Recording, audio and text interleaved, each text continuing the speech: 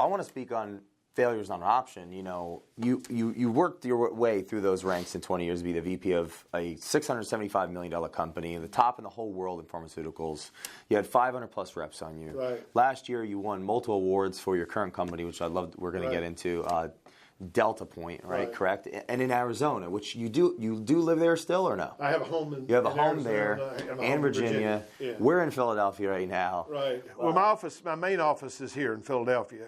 This is a regional office. Our home office is in Scottsdale, Arizona. Right. Family and fear of failure has brought you to the point where you've impacted millions of people. But I've had lots of failure too. I've had a boatload of failure.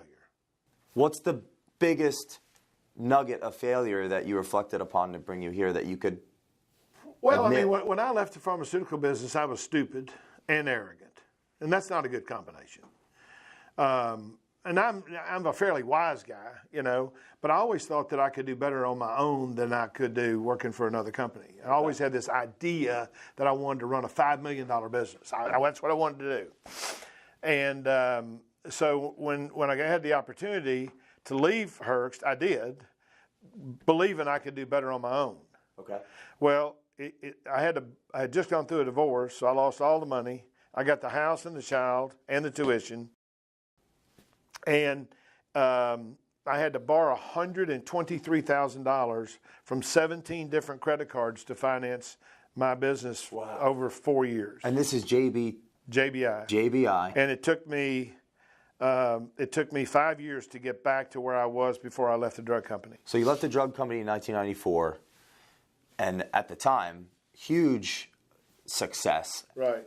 To what the world sees. To become a miserable failure at running my own business. You worked with hospitals from 95 to about 2000. Yeah. It took 5 years to getting that going. What was the big aha, this is almost 20 years ago at this point, to hit you? You're in your late 40s, early 50s to wake up. Well, what happened was we had the company sold for $7 or $8 million to a drug wholesaler, and then the day that they would come to do due diligence with us, we got bought. I mean, they got bought, so that scrapped that deal, which I would have made several $1 million.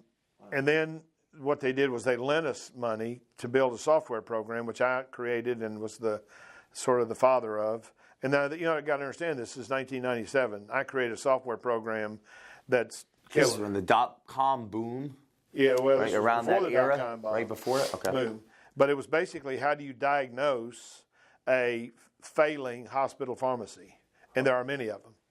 And so I created this software. Well, one of our big drug wholesalers wanted it. So instead of buying us, they lent us $500,000 so we could complete the development of the software program.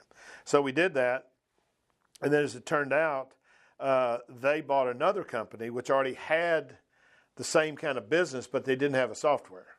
So they decided to call the loan and either get their money back and build their own software program, or not get their money back and take over ours. Well, as it turns out, we didn't pay them back, and they took over the software, so I had to go get a job. So I went and got a job at a company in Phoenix that, a guy had been wanting me to come, help him run his company. I was VP of sales. And after about 15 months, he fired me. And he fired me because he said he couldn't trust me. I had sided with the CEO on an issue. He was the founder. And he thought I should have sided with him because he was my friend. And I said, I'm not siding with you because you're my friend. I'm siding with whoever's right. So he fired me. So at 51, I had a 1-year-old. I had a $500,000 house with a $400,000 mortgage. I had no job, and I couldn't find anybody who wanted to hire me.